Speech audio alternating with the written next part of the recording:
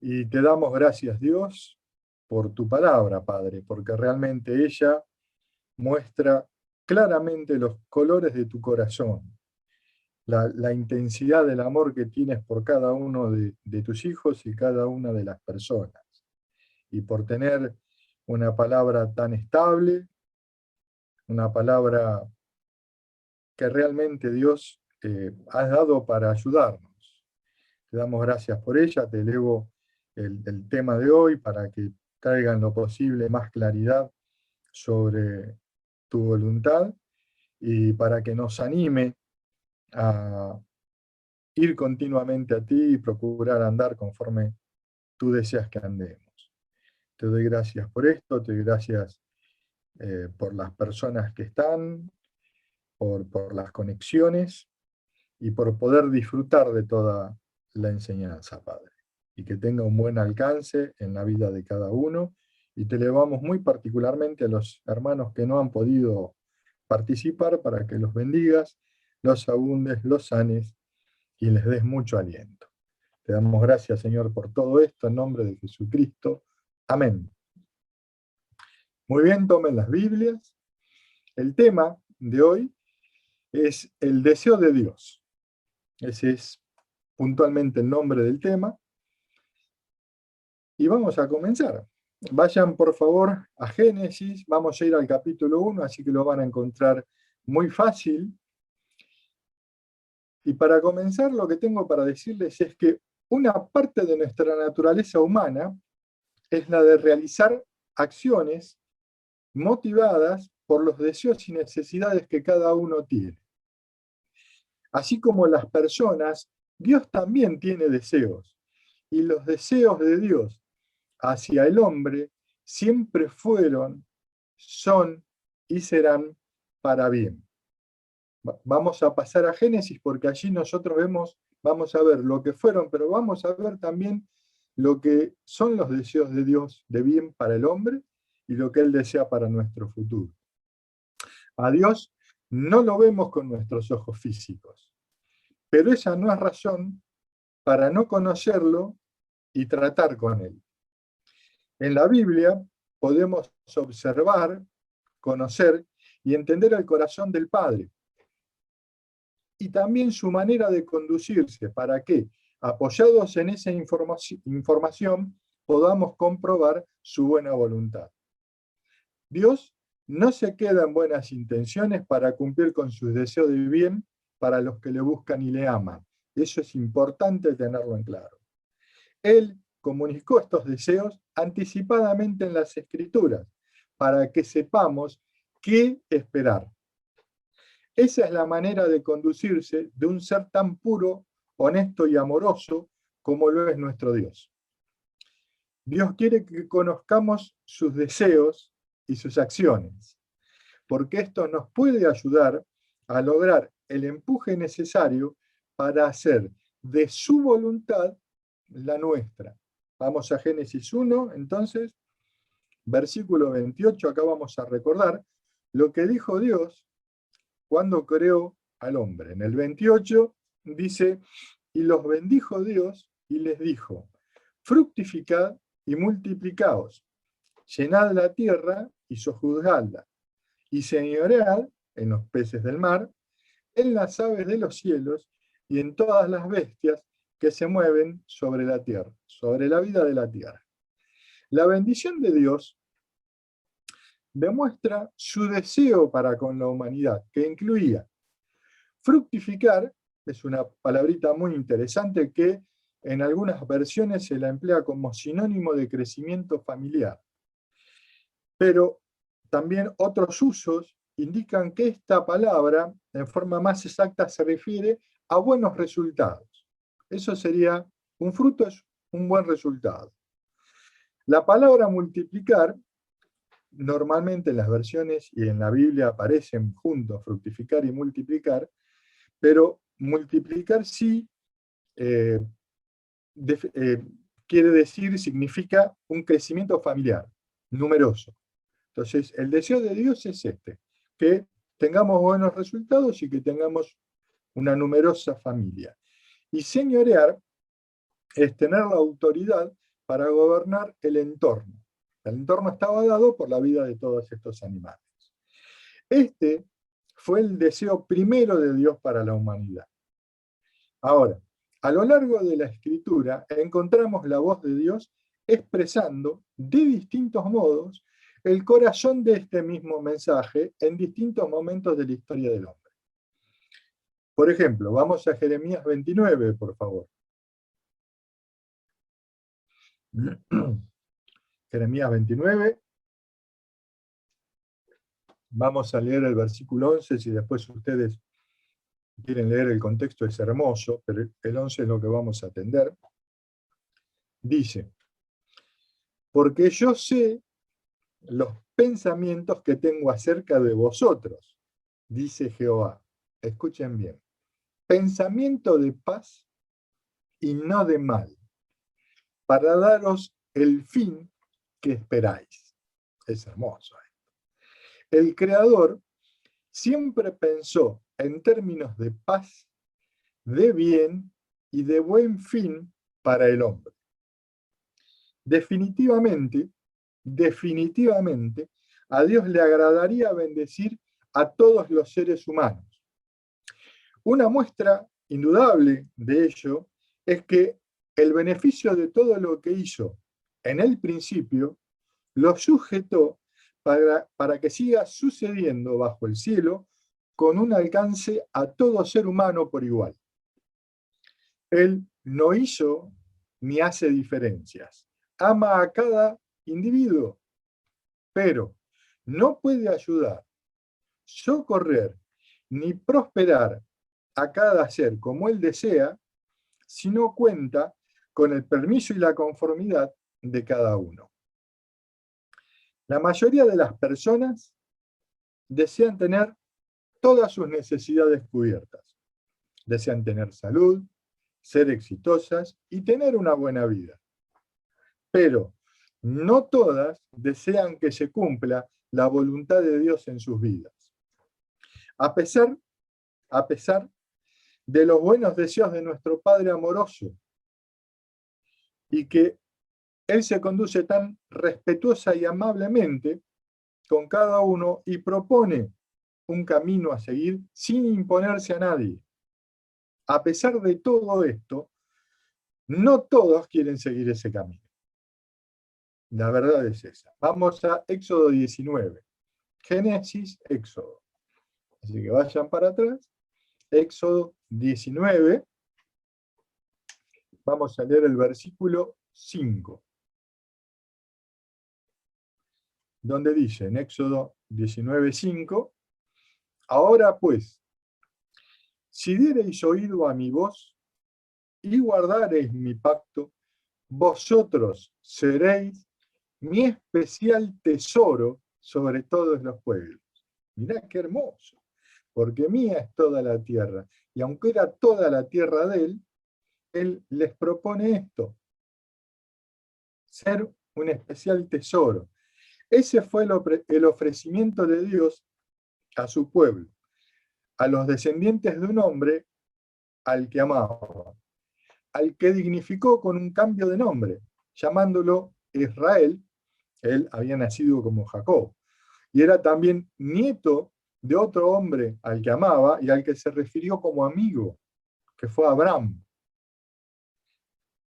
Si Dios decide honrarte, llamándote con un nombre especial, ¿quién discute eso? ¿Quién se opone? Es más, sin perder esto de vista, tenerlo claro en la mente, vamos por favor a Primera de Juan 3, del otro lado de la Biblia. Los espero un cachito porque van a tardar. Primera de Juan 3, allí vamos a leer los versículos 1 y 2, donde dice, mirad cuál amor nos ha dado el Padre para que seamos llamados hijos de Dios. Por esto el mundo no nos conoce, porque no le conoció a Él. Amados, ahora somos hijos de Dios y aún no se ha manifestado lo que hemos de ser. Pero sabemos que cuando Él se manifieste, es el Señor Jesucristo, seremos semejantes a Él, porque le veremos tal como Él es. Esta es una promesa futura. Tal cual es el Señor, así vamos a ser nosotros. Y así nos llama, considera y estima Dios como hijos suyos. Eso somos, hijos de Dios. Y si Él lo dice, ¿quién puede pensar que somos otra cosa? Somos lo que Dios dice que somos. También con el pueblo de Israel, pero en otra oportunidad, podemos ver su deseo amoroso evidenciado en otras declaraciones, como por ejemplo, vamos a Deuteronomio 5. Deuteronomio 5. Allí vamos a trabajar el versículo 29. Si no llegaron, no se preocupen, lo voy leyendo. Dice Deuteronomio 5:29, ¿quién diera que tuviese tal corazón que me temiesen, me respetasen profundamente, es esto, y guardasen todos los días todos mis mandamientos, para que a ellos y a sus hijos les fuese bien para siempre? Hermoso acá lo que muestra esta versión en cuanto al deseo de Dios. Otras versiones lo comunican de otra manera también, muy amorosa, me pareció interesante incluirla, se las comento. Una versión dice, espero que nunca cambien de opinión y que siempre me adoren y obedezcan mis mandamientos. Así, tanto a ellos como a sus hijos, como a sus descendientes, les irá bien. Otra versión dice, ojalá piensen siempre de la misma manera y me honren y cumplan mis mandamientos todos los días, para que tanto ellos como sus hijos tengan siempre una vida dichosa. Y la última versión, para no agobiarlos, dice, ojalá conserven siempre esta actitud, respetándome y guardando mis preceptos. Así les irá bien a ellos y a sus hijos por siempre. Lo que busca Dios, su deseo más simple y constante para ellos, su pueblo, los descendientes de Israel, ¿es solamente que les fuese bien? Miren, no dice eso. No dice que les fuese bien. Dice que les fuese bien para siempre. La última versión. Eso deseaba Dios para ellos y por eso les acercó sus mandamientos, para que al cumplirlos, Dios les ayudara a ir bien y a tener una buena vida. El Señor no ignora que cuando comenzamos a saber de Él, y en algunas otras oportunidades, uno anda un poco desordenado y distraído, como si estuviera en otra sintonía. Eso también le ocurrió al pueblo de Israel y lo tenemos como ejemplo para poder observarlo. Por eso Él les da este consejo en Isaías. Isaías, por favor, capítulo 1.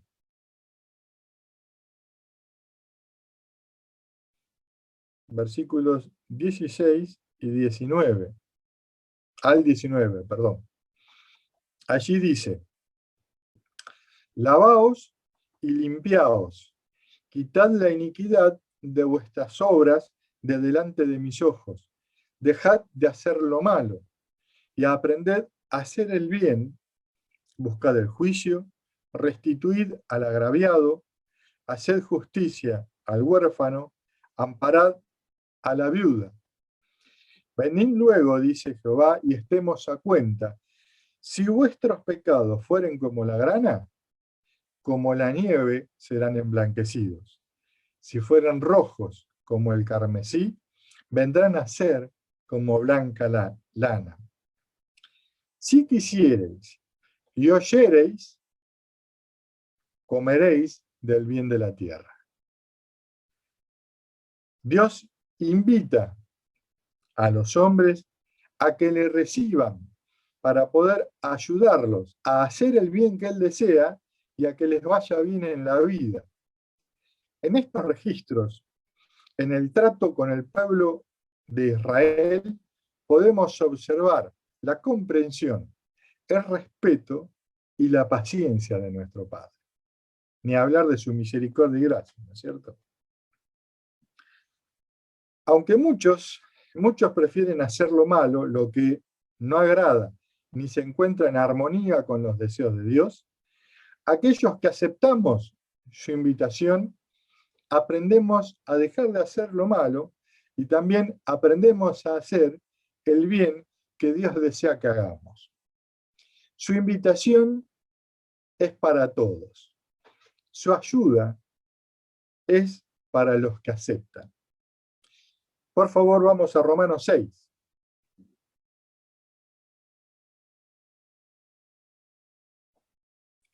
Muy bien, Romanos 6, vamos a leer los versículos del 12 al 15. Desde el 12 al 15. Dice Romanos 6:12, no reine pues el pecado en vuestro cuerpo mortal, de modo que lo obedezcáis en sus concupiscencias. Ni tampoco presentéis vuestros miembros al pecado como instrumentos de iniquidad, sino presentaos vosotros mismos a Dios como vivos de entre los muertos, y vuestros miembros a Dios como instrumentos de justicia. Porque el pecado no se enseñoreará de vosotros, pues no estáis bajo la ley, sino bajo la gracia. Y acá la gran pregunta, ¿qué pues? ¿Pecaremos porque no estamos bajo la ley, sino bajo la gracia? Y la respuesta clara, en ninguna manera. En ninguna manera. El pecado de un hombre no le impide a Dios tratar con él, pero si el hombre va a tratar con Dios, tiene que corregir su andar para no pecar más. Simple. El pecar y el andar conforme al deseo de Dios se excluyen mutuamente. Vamos a 1 de Juan 3. Vamos a leer el versículo 6, donde dice, todo aquel que permanece en él, eso es comunión, no peca. Todo aquel que peca no le ha visto ni le ha conocido profundamente. Esa es la idea. La invitación de parte de Dios ya fue hecha. La instrucción es simple. Ahora, depende de cada uno lo que cada uno desea hacer. Está en nuestra cancha. Para aprender a andar como Dios propone, hay que apartarse de hacer lo que uno quiere cuando no es bueno o es opuesto a lo que Él aconseja. Simple. Pueden surgir dudas, por supuesto, clarísimo eso. Pero para esos momentos y para todo otro momento, Dios nos ha dado y tenemos su palabra. Por favor, vamos a Miqueas 6. Vamos a leer del versículo 6 al 8. Este libro es poco frecuente, así que lo voy leyendo. Cualquier cosa, escúchenlo, lo repasan luego con el texto o el audio de la enseñanza. Miqueas 6, del 6 al 8. Dice, ¿con qué me presentaré ante Jehová y adoraré al Dios Altísimo? ¿Me presentaré ante Él con holocaustos, con becerros de un año? Se refiere estos holocaustos y becerros con sacrificios de algún tipo. ¿Se agradará Jehová de millares de carneros? ¿O de 10.000 arroyos de aceite?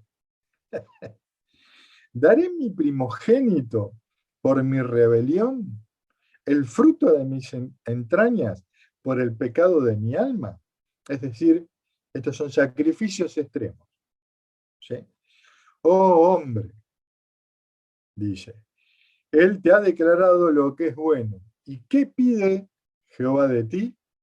Solamente hacer justicia y amar misericordia y humillarte ante tu Dios. Este mensaje dado por Miqueas es dirigido a Israel y de gran ejemplo para nosotros que ahora somos sus hijos y Él es nuestro Padre.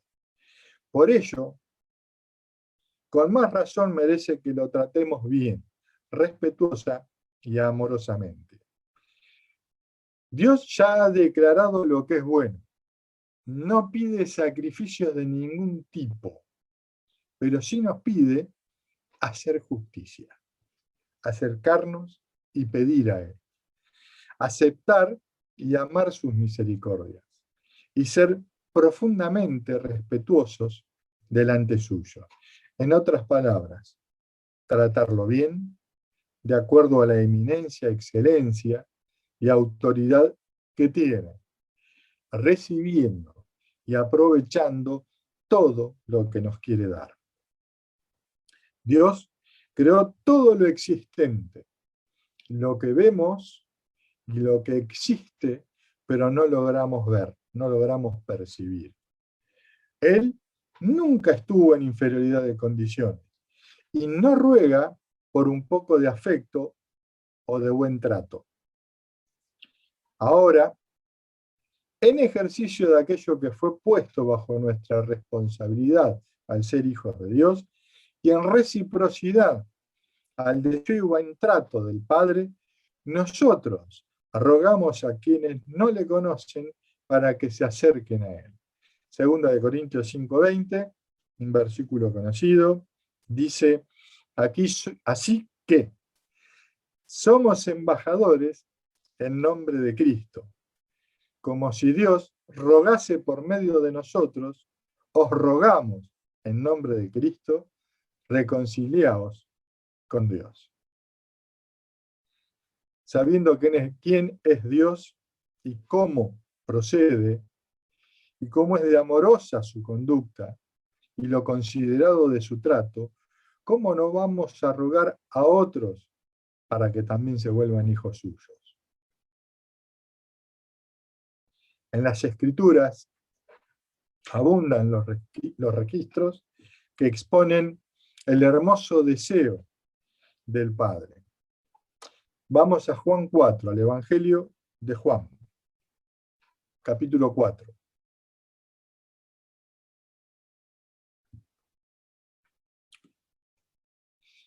Vamos a leer los versículos 23 y 24, también conociditos. Juan 4, 23 dice, mas la hora viene, y ahora es, cuando los verdaderos adoradores adorarán al Padre en espíritu y en verdad. Porque también tales adoradores busca que le adoren. En su amor, el Padre buscó a estos adoradores y asombra, realmente asombra, todo lo que tuvo que soportar y tolerar por años, durante tiempos extensos, sin tener comunión con su gente. Sin contar con todo lo que tuvo que aguantar cuando los vituperios y la muerte de nuestro Señor Jesucristo. ¿Hemos pensado alguna vez en todo lo que tuvo que aguantar Dios porque nos ama? Y lo que nos aguanta todavía. ¿Hemos pensado alguna vez en todo esto? Versículo 24. Dice, Dios es espíritu y los que le adoran en espíritu y en verdad, es necesario que adoren. Ahora es cuando tenemos la oportunidad de adorar como Dios deseó que le adoremos en espíritu y en verdad. Solamente por esto deberíamos, y es necesario, que hablemos en lengua lo más que podamos. Vamos a 1 de Timoteo 2, por favor. 1 de Timoteo 2, versículos 3 y 4. Allí dice, porque esto es bueno y agradable delante de Dios nuestro Salvador, el cual realmente quiere, que todos los hombres sean salvos y vengan al conocimiento de la verdad. La absoluta claridad de este registro es irrefutable. Dios desea que todos los hombres sean salvos y conozcan profunda y verdaderamente todo lo que ha comunicado. ¿Cómo lo vamos a dejar de lado? ¿Cómo no vamos a querer más de Dios, de su palabra, de estar en comunión con Él y obrar sus obras? ¿Cómo no buscar hacer lo que agrada a Dios? ¿Cómo no motivarnos por sus deseos para nosotros? Con sus deseos para nosotros. A propósito de este tema, de motivarnos con sus deseos, muchos hemos escuchado a algunos cristianos hablar de 3 de Juan 2 como la promesa de Dios para prosperar a los suyos. Un diccionario define la palabra promesa como una expresión de la voluntad que alguien se impone de cumplir algo. El mismo diccionario también dice ofrecimiento solemne de cumplir con las obligaciones de un cargo.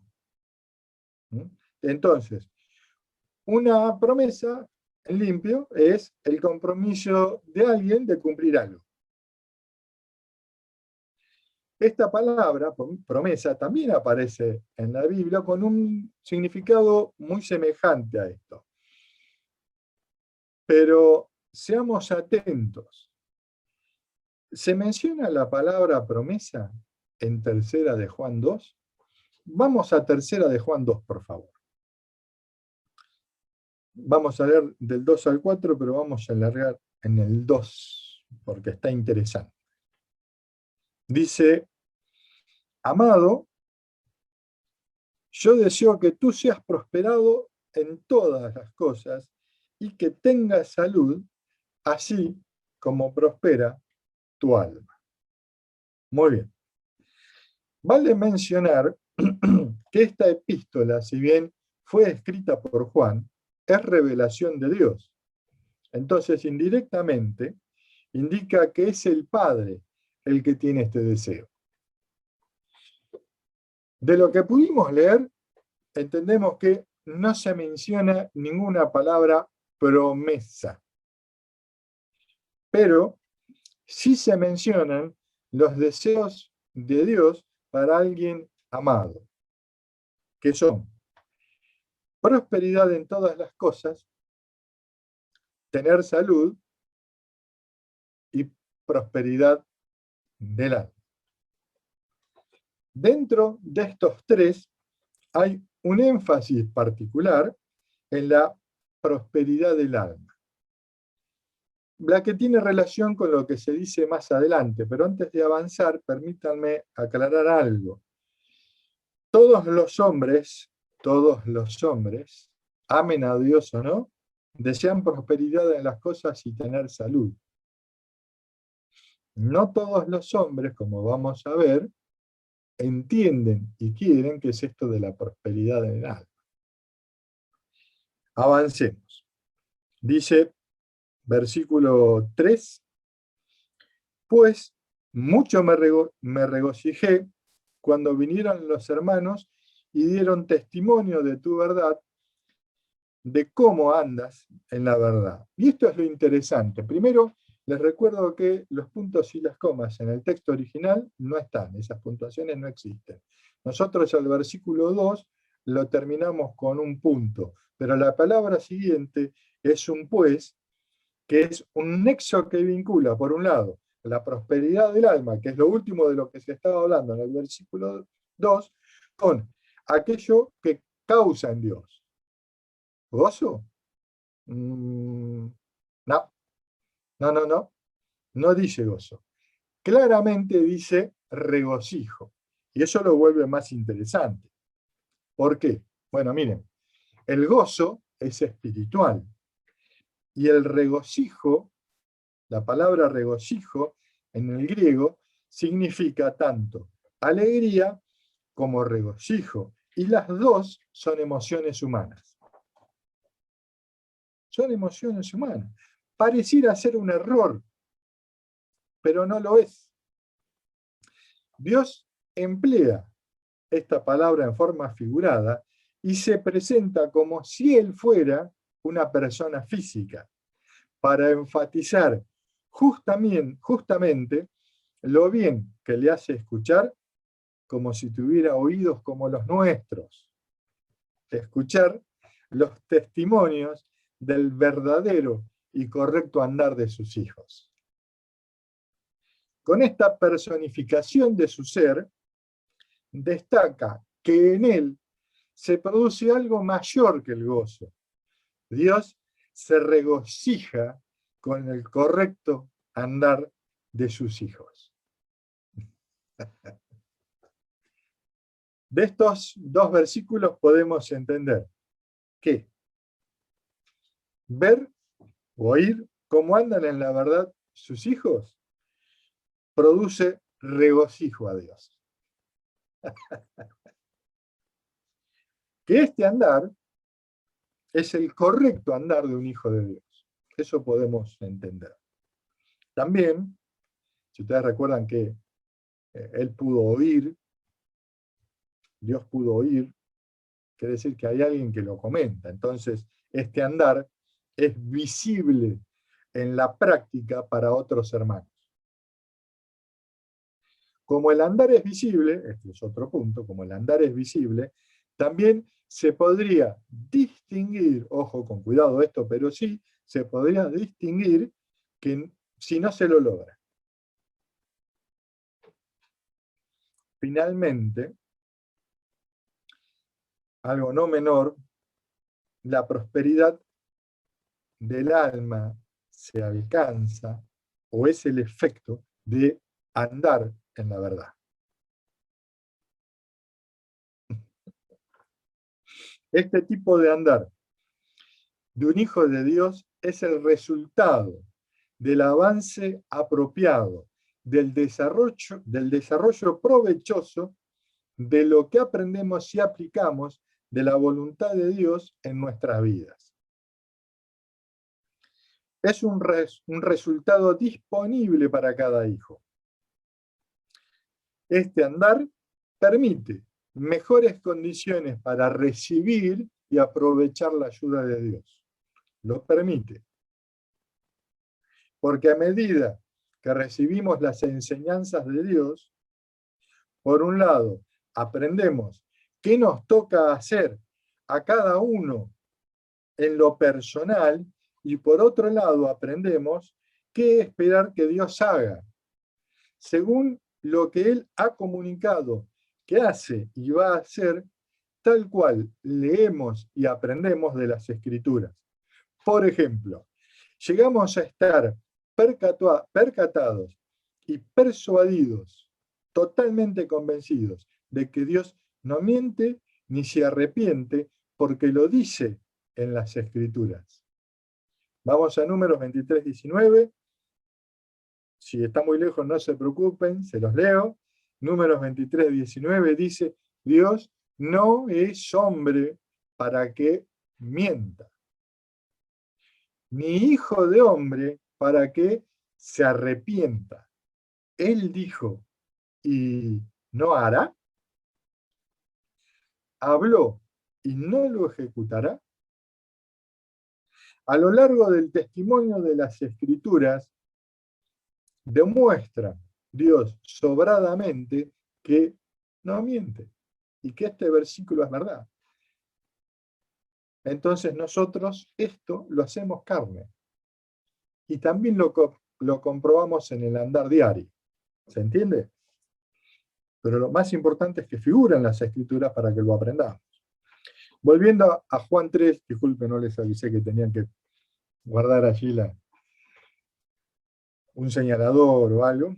Volviendo a Juan 3, a tercera de Juan, perdón, a tercera de Juan, lo comunicado en el versículo 3 que acabamos de ver es tan profundo, pero tan profundo, que uno podría pensar que no podemos, que ya podemos pasar a otro tema, porque ya esto quedó claro, entre el 2 y el 3 quedó lo suficientemente claro, pero Dios agregó algo más, en el mismo sentido de lo que viene explicando. En el siguiente versículo, en el versículo 4, dice: no tengo yo mayor gozo que este, el oír que mis hijos andan en la verdad. Lo ratifica, vuelve sobre lo anterior. Es hermoso. Otras versiones comunican este versículo de una forma maravillosa, se los comparto. Dice, una versión dice: nada me produce más alegría que oír que mis hijos practican la verdad.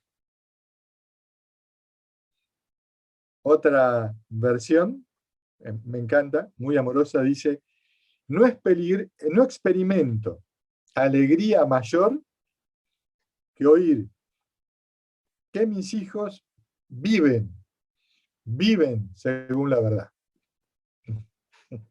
Y la última que preparé dice: nada me alegra más que saber que mis hijos obedecen siempre a la verdad que Dios nos ha enseñado.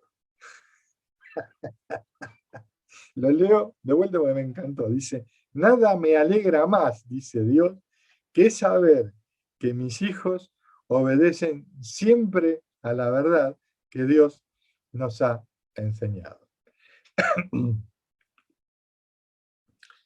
Dios experimenta y le produce la mayor alegría saber y oír que sus hijos obedecen, viven y practican las verdades que Él nos enseña. Dios desea para sus amados hijos salud, prosperidad en todas las cosas y en particular en el alma, porque el andar obediente de sus hijos a sus enseñanzas le causa regocijo. Dios guía a Juan a comunicar el regocijo que en él se produce cuando nosotros obedecemos y practicamos las enseñanzas de su palabra. Si Dios tiene gozo y regocijo cuando obedecemos a sus enseñanzas, calculemos, dame un segundo. Calculemos, consideremos bien. ¿Qué le producirá a Dios un hijo que alcanza un andar maduro? También, consideremos esto.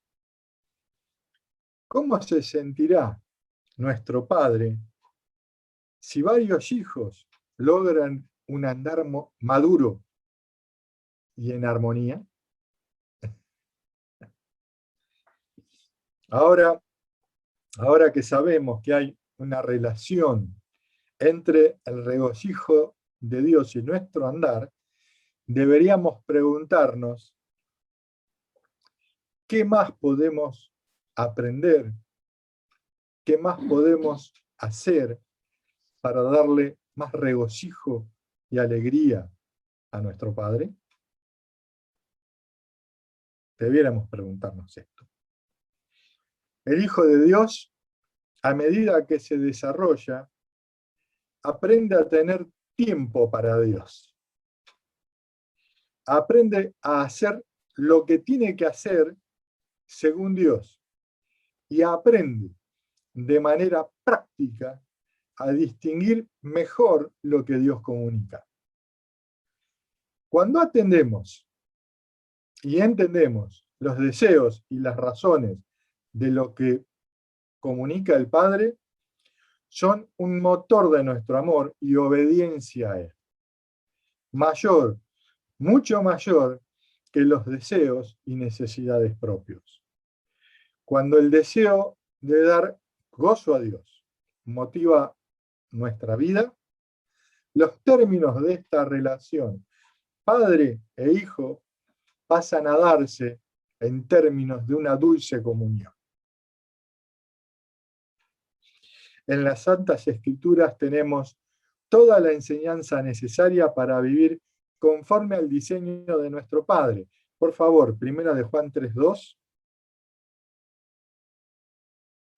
Allí dice: amados, ahora somos hijos de Dios y aún no se ha manifestado lo que hemos de ser, pero sabemos que cuando Él se manifieste, seremos semejantes a Él, porque le veremos tal como Él es. Ahora somos hijos de Dios. No más tarde, no mañana, ahora.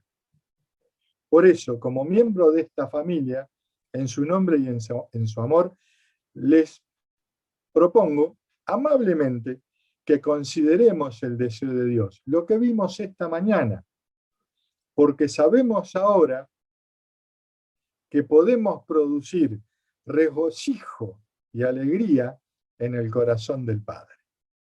Permítanme orar. Y te damos gracias, Dios, por haber dejado estas verdades tan claras que nos hablan tan al centro de nuestro corazón para alentarnos a tener un andar digno delante tuyo que te glorifique, Padre.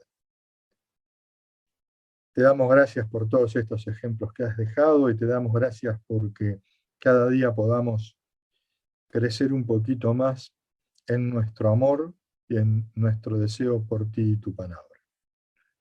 Te doy gracias por todo esto, te leo esta semana, en nombre del Señor Jesucristo. Amén.